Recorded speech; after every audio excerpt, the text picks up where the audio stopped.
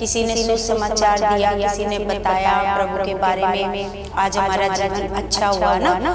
तो ऐसा नहीं होना चाहिए कि आज हमारा जीवन अच्छा हो गया, आज हमारे घर में सब कुछ, हमारे घर में शांति, हम बीमारी से चंगे हो गए, हमारे घर में बरकत आ गई, तो अब हमें कुछ भी करने की जरूरत नहीं है ना। ऐसा मन हम सबके अंदर ऐसे नहीं होना चाहिए है ना।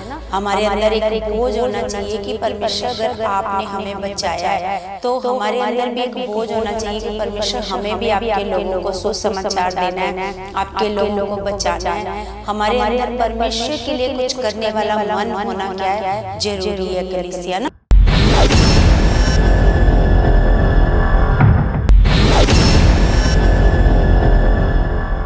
Praise the Lord everyone, God bless you all. परमेश्वर आप सबको बहुत सारी बरकतें और आशीषें मसीह में दे चुके हैं। सर्वशक्तिमान जीवित पिता परमेश्वर हम सबके बीच में मौजूद है कलीसिया, उसकी प्रेजेंस हमारे बीच में मौजूद है। और सर्वशक्तिमान जीवित परमेश्वर हमारे जीवनों से ये चाहता है कलीसिया कि हम सब परमेश्वर में उन्नति करें, आगे बढ़ते जाएं। और परमेश्वर की ये इच्छा है कलीसिया कि परमेश्वर हर एक मनुष्यों का उद्धार हो, है ना। तो कलीसिया जिस प्रकार हम सबको भी किसी ने सुसमाचार दिया, किसी ने बताया प्रभु के बारे में, आज हमारा जीवन अच्छा हुआ ना।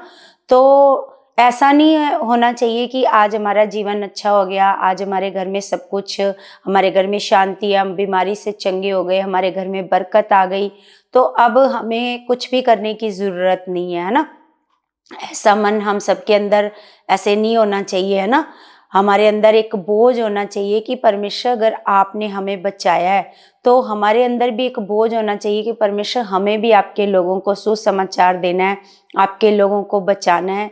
हमारे अंदर परमेश्वर के लिए कुछ करने वाला मन होना क्या है, जरूरी है कलीसिया ना। तो सच में अगर आप परमेश्वर के लिए कुछ भी करते हो तो परमेश्वर का वचन कहता है कि मसीह में की गई मेहनत व्यर्थ नहीं है ना। तो जिस प्रकार परमेश्वर का वचन भी कहता है कुरिन्थियों की पुस्तक में कि अब से तुम क्या करो, अपने लिए मत जियो, है ना। केवल अपने लिए मत जियो, केवल क्या करो, परमेश्वर के लिए जियो, मतलब उसके लिए जियो जो तुम्हारे लिए मरा, है ना, और फिर जी उठा, है ना। तो सच में अब हमारा जो जीवन है, हमारा जीवन परमेश्वर ने अच्छा किया, हमारे जीवन को परमेश्वर ने ब्लेस किया, हमारे जीवन से बीमारियों को ख़त्म किया, हमारे जीवन से गरीबी को ख़त्म किया। तो सच में कलीसिया जब हमारे परमेश्वर ने हमारे जीवन को ब्लेस किया, किसी ने हमें सुसमाचार दिया, हमारा जीवन बदला, तो अब हमें आराम से नहीं बैठना चाहिए कलीसिया। हमें भी परमेश्वर का काम करने के लिए चाहत रखनी चाहिए, एक बोझ वाला मन हमारे अंदर होना चाहिए कि हमें भी परमेश्वर के लिए कुछ करना है ना। हमें परमेश्वर का वचन कहता है कि अब हम क्या हैं, हमें भी परमेश्वर ने क्या बनाया, राजदूत बनाया है मसीह के स्थान पर। परमेश्वर का वचन कहता है अब तुम मसीह के स्थान पर क्या हो, राजदूत हो, है ना। परमेश्वर के क्या हो, राजदूत हो। जो काम मसीह ने किया कलीसिया, प्रभु ने क्या किया, जा जाकर नगरों नगरों में जाकर परमेश्वर का सुसमाचार दिया, बीमारों को चंगा किया, है ना। जो लोग पाप में थे, बुराई में थे, उनको वचनों के द्वारा पाप और बुराई से निकाला, है ना। तो सच में हम अपने परमेश्वर का बहुत बहुत धन्यवाद करते हैं कि अब क्या किया, परमेश्वर ने मसीह के स्थान पर हम लोगों को क्या बनाया, राजदूत। राजदूत का मतलब है संदेश देने वाला ना। जो राजदूत होता है वो एक देश का संदेश दूसरे देश को ऐसे देता है ना। तो हमें परमेश्वर ने क्या किया है, हमें परमेश्वर ने परमेश्वर का संदेश देने वाला बनाया है ना। परमेश्वर के साथ लोगों का मेल मिलाप कराने वाला बनाया है। हमें परमेश्वर ने मसीह के स्थान पर क्या बनाया, राजदूत बनाया है। तो जिस प्रकार प्रभु यीशु मसीह ने भी कहा यूहन्ना की पुस्तक में कि प्रभु ने कहा कि जो काम मैं करता हूँ वो भी करेगा, वरन इनसे भी बड़े काम करेगा। कौन, जो प्रभु यीशु मसीह पर क्या करेगा, विश्वास करेगा ना। तो जो प्रभु पर विश्वास करेगा वो प्रभु जैसे कामों को करेगा। वो बीमारों पर अगर हाथ रखेगा तो बीमार क्या हो जाएंगे, चंगे हो जाएंगे, है ना। और परमेश्वर चाहता है आपके जीवनों से। परमेश्वर आपको बड़ा ज़्यादा इस्तेमाल करना चाहता है, आपके द्वारा परमेश्वर बड़े बड़े कामों को करना चाहता है, ताकि परमेश्वर का राज्य इस पृथ्वी पर बढ़ता जाए, है ना। और शैतान के काम जो प्रभु ने नाश किए हैं वो लोगों के जीवन से क्या हो जाए, सदा के लिए खत्म हो जाए, है ना। तो इसलिए कलीसिया, जिस प्रकार हमें परमेश्वर ने चुना, हमें परमेश्वर ने कहा कि मैंने जो भले कामों के लिए मैंने तुम्हें क्या किया, चुना है। वो भले काम क्या है, तुम्हारे करने के लिए पहले से परमेश्वर ने क्या किए, ऐसे तैयार किए। ये इफ्सियों की पुस्तक में परमेश्वर ने लिख के हम लोगों को दिया, है ना। तो जिस प्रकार कलीसिया हम नहमिया की पुस्तक में से देखते हैं कि जो नहमिया था, नहमिया राजा के भवन में ऐसे पिलाने वाले का काम करता था ना। तो राजा के पास रहता था, राजा के पिलाने वाला था, तो राजमहल में रहता था। उसको तो किसी प्रकार की कोई कमी घटी ऐसे नहीं थी। लेकिन जब कुछ यहूदी यरूशलेम से आए और उसने यरूशलेम का सुसमाचार पूछा, तो उन्होंने बताया कि यरूशलेम के फाटक तो जले हुए हैं, है ना, और यरूशलेम की जो शहरपनाह है वो टूट चुकी है। तो जब उसने ये समाचार सुना कलीसिया, तो वो अत्यंत बहुत ऐसे अंदर से दुखी हुआ और बहुत ऐसे उदास हुआ कि, है ना, जो नगर परमेश्वर का नगर है, यरूशलेम नगर है ना, उसके फाटक जले हुए हैं, उसकी शहरपनाह ऐसे टूटी हुई है। तो वो बहुत ऐसे उदास हुआ, बहुत चिंता करने लगा, एक बोझ उसके अंदर आ गया और वो परमेश्वर से प्रार्थना करने लगा कि परमेश्वर पिता, आप मेरी मदद करो, आप मेरी सहायता करो कि मैं उन फाटकों को जाकर दोबारा से बना सकूं, शहरपनाह को दोबारा से बना सकूं। वो ऐसे बोझ के साथ प्रार्थना करने लगा, क्योंकि उसको ऐसे लगता था कि मेरे पिता का घर, मेरे पिता का नगर, मेरे पिता के जो फाटक है ना, ऐसे उसको लग रहा था जैसे उसका कुछ अपना ऐसे टूट चुका है, अपना जल चुका है, ऐसे उसको लग रहा था। एक बोझ उसके मन में आया, है ना। तो वो ऐसे उदास ऐसे रहने लगा। तो जो राजा था उसने उसके चेहरे की उदासी को देखा और उससे पूछा, क्योंकि कलीसिया पुराने समय में राजा के सामने उदास मुंह लेकर के जाना, इसका मतलब ये था कि हो सकता है राजा को अगर आपका उदास मुंह देखकर ऐसे क्रोध आया, तो हो सकता है आपको मौत की भी सजा मिल सकती है ना। लेकिन जब उसने ऐसे परमेश्वर से क्या करी थी, प्रार्थना, तो परमेश्वर क्या करता है, अपने लोगों का परमेश्वर साथ देता है, मदद करता है परमेश्वर, जब हम परमेश्वर की इच्छा के अनुसार कुछ मांगते हैं ना। तो जब वो राजा के सामने आया, तो राजा का जो मन था उसके प्रति ऐसे दया से भर गया ना, क्योंकि उसने पहले से क्या करी थी, प्रार्थनाएं। तो जब उसका मन दया से भर गया, तो उसने पूछा कि आज तू तो बीमार ऐसे नहीं है, तू तो रोगी नहीं है, फिर तो क्यों उदास है, तेरे चेहरे पर क्यों उदासी है। तो नहमिया ने क्या किया, सारा कुछ बताया कि मेरे पिता का नगर, मेरे परमेश्वर का नगर, उसकी शहरपनाह ऐसे टूटी है, उसके फाटक क्या हो चुके हैं, ऐसे जल चुके हैं। तो वो ऐसे राजा से मदद मांगने लगा कि मैं उन फाटकों को जाकर बनाना चाहता हूँ, शहरपनाह को जाकर बनाना चाहता हूँ। तो राजा ने भी क्या किया, राजा ने नहमिया की सहायता की, राजा ने नहमिया की मदद करी, है ना।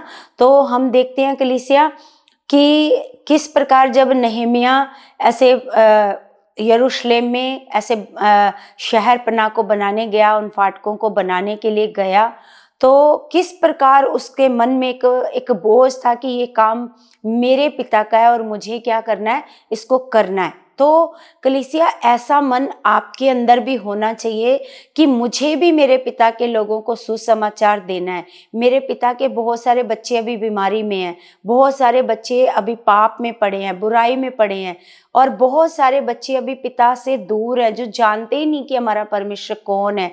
तो हमारे अंदर भी एक बोझ होना चाहिए, जिस प्रकार नहमिया के अंदर परमेश्वर के लिए कुछ करने वाला ऐसे एक मन था, हमारे अंदर भी ऐसा मन क्या है, होना चाहिए। क्योंकि हमारे परमेश्वर ने हमारे जीवनों को बदला है, हमें चंगाई दी है हमारे परमेश्वर ने, हमें बरकतें दी है, हमें आशीषें दी हमारे परमेश्वर ने। जब हमें भी किसी ने सुसमाचार दिया तो हमारा जीवन बदला।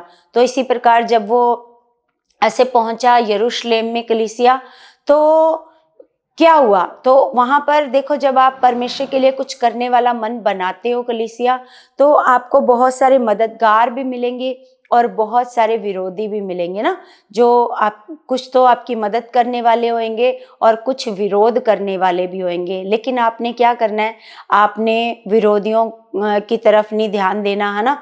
जो भी विरोधियों का काम है वो करने दो, लेकिन हमने क्या करना है, हमने अपने पिता परमेश्वर के काम में बढ़ते जाना है। ऐसा नहीं विरोध देख करके हम काम को क्या कर दें, ऐसे रोक दें या अपने मन को खराब करें, है ना।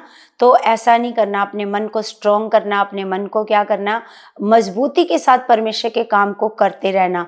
तो जब हम देखते हैं नहम्याह ने भी वहां पर जाकर यरूशलेम की शहर पनाह को बनाना शुरू किया, उन दीवारों को बनाना शुरू किया, फाटकों को बनाना शुरू किया, तो बहुत सारे उसको मददगार भी मिले और बहुत सारे ऐसे विरोध करने वाले भी मिले जो नहम्याह को ऐसे मारना चाहते थे, जान से ऐसे मार देना चाहते थे, क्योंकि वो नहीं चाहते थे कि ये शहर पनाह बने, है ना, ये फाटक बने, वो नहीं चाहते थे। तो वो क्या करना चाहते थे, वो नहम्याह को मारना चाहते थे। लेकिन नहम्याह ने इस बात की कोई परवाह नहीं करी, वो परमेश्वर के कामों में लगा रहा और शहर पनाह के कामों में लगा रहा। और सच में कलीसिया, जब हम भी परमेश्वर के कामों को करने का मन बनाते हैं तो ऐसा नहीं है कि बड़ा आराम से होएगा, क्योंकि बहुत सारे मददगारों के साथ साथ हम लोगों को भी बड़े सारे विरोध करने वाले भी मिलेंगे। लेकिन हम लोगों को अगर स्ट्रॉन्ग मन परमेश्वर से चाहिए, हम लोगों को, हम प्रार्थना में परमेश्वर के आगे जाएंगे तो परमेश्वर क्या करेगा, परमेश्वर में स्ट्रॉन्ग मन देगा, जिसके कारण हम किसी भी विरोधी की कोई परवाह ऐसे नहीं करेंगे और परमेश्वर के कामों में ऐसे बढ़ते जाएंगे। तो आपको भी क्या करना है कलीसिया, रोज रोज अपने परमेश्वर के आगे घुटने टेकने हैं, परमेश्वर से प्रार्थना करनी है कि परमेश्वर पिता, आपने जिस प्रकार मेरा जीवन बचाया है, पिता मैं भी आपके लोगों को बचाना चाहती हूँ, बचाना चाहता हूँ। परमेश्वर आप मुझे इस्तेमाल करें, मेरे लिए रास्ते खोलें पिता, ऐसे लोगों को मिलाएं जिनको मैं आपके बारे में बताऊं परमेश्वर, और उनका जो वचन आप पवित्र आत्मा के द्वारा मुझे दो और उनको सुनकर लोगों के हृदय छिद जाएं। परमेश्वर, हम अपनी बुद्धि और समझ से कुछ ना करें, परमेश्वर आपका आत्मा हमसे बुलवाए, आपका आत्मा हमसे परमेश्वर अपने कामों को करवाए, आपका पवित्र आत्मा हमारी मदद करे, हमारी सहायता करे। तो कलीसिया, जब आप ऐसी प्रार्थनाओं को परमेश्वर के आगे रखोगे तो परमेश्वर क्या करेगा, आपकी प्रार्थनाओं को सुनेगा और आपकी प्रार्थनाओं का उत्तर देगा, क्योंकि ये परमेश्वर की इच्छा है कि हर एक मनुष्य का क्या हो, उद्धार हो। और परमेश्वर का वचन कहता है, जब हम परमेश्वर की इच्छा के अनुसार परमेश्वर से कुछ मांगते हैं तो परमेश्वर क्या करता है, उन्हें पूरा करता है ना। तो इसी प्रकार आपने भी क्या करना है, आपने पिता की इच्छा के अनुसार ऐसे इच्छा में बढ़ते जाना है, परमेश्वर के लोगों को बचाने वाला मन लगातार पिता से मांगते जाना है। तो परमेश्वर से जो अगर आपके अंदर कोई चाहत नहीं आती कि मुझे भी खुदा का काम करना है ना, ऐसा नहीं है कि हमने अपना जीवन अच्छा करके हम लोग बैठ जाएंगे, नहीं, हमें भी क्या करना है, हमें परमेश्वर के कामों में ऐसे बढ़ना है, परमेश्वर के लोगों को बचाना है।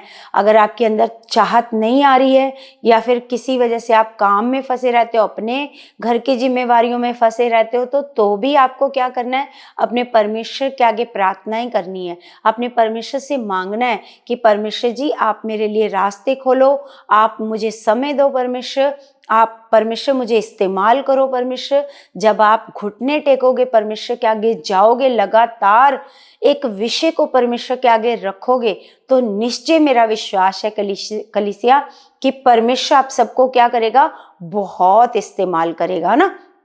आपके लिए परमेश्वर रास्ते खोलेगा, आपको परमेश्वर ऐसे जन मिलाएगा जो परमेश्वर को ढूंढ रहे होंगे, जिनको परमेश्वर की बहुत जरूरत होएगी, जो प्यासे लोग होंगे, है ना, जो सच में बीमारी में पड़े होंगे। आप एक बार उन पर हाथ रखोगे और बीमारी से क्या होंगे, वो चंगे होंगे और वो सदा के लिए क्या करेंगे, परमेश्वर के साथ चलेंगे। आपको परमेश्वर ऐसे लोगों से मिलाएगा। तो कलीसिया, आपने क्या करना है, ये जो 2025 है, आपने इसमें बहुत तेज प्रार्थनाओं को करना है, बहुत चाहत भरी प्रार्थनाओं को करना है कि परमेश्वर, मेरी चाहत है कि मैं भी आपके लोगों को बचाऊं।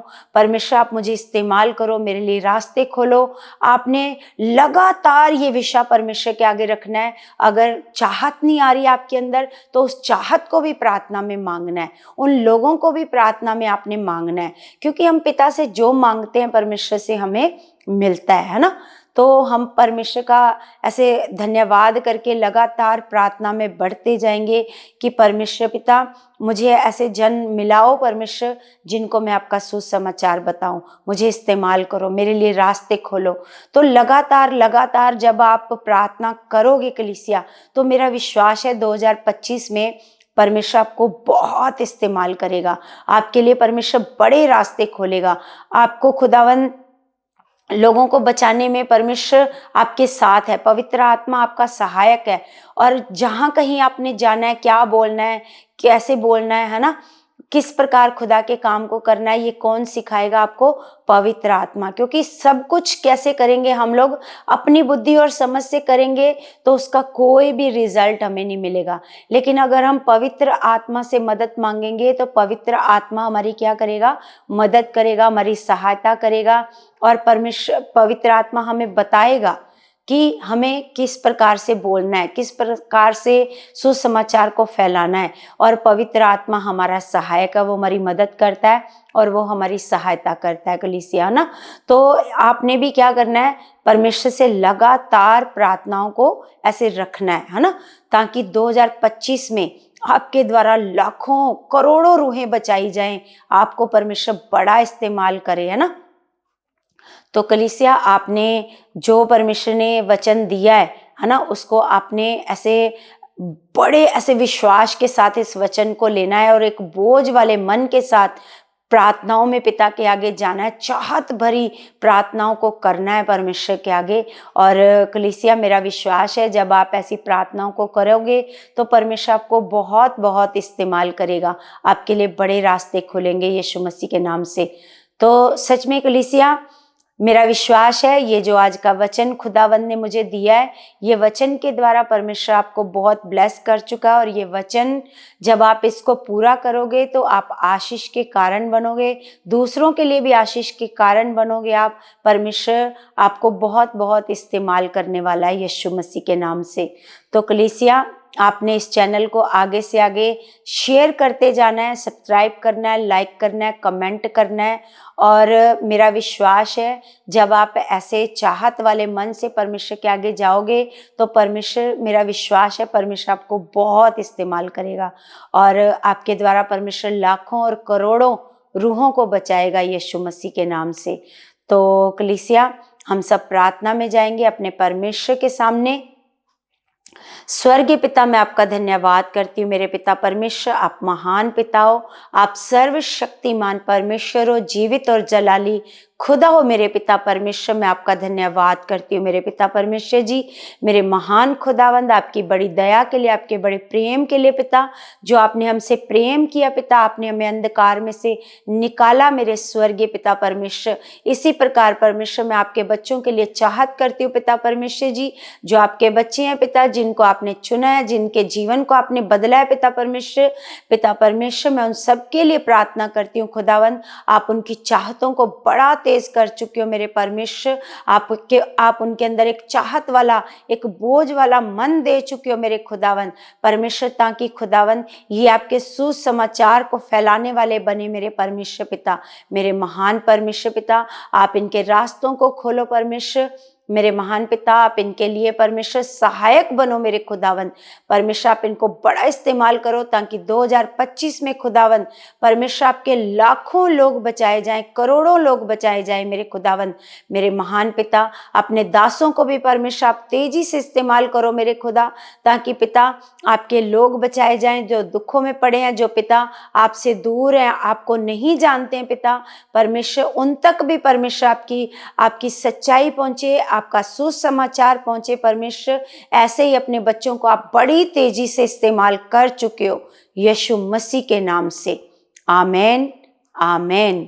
सबको जय मसीह की।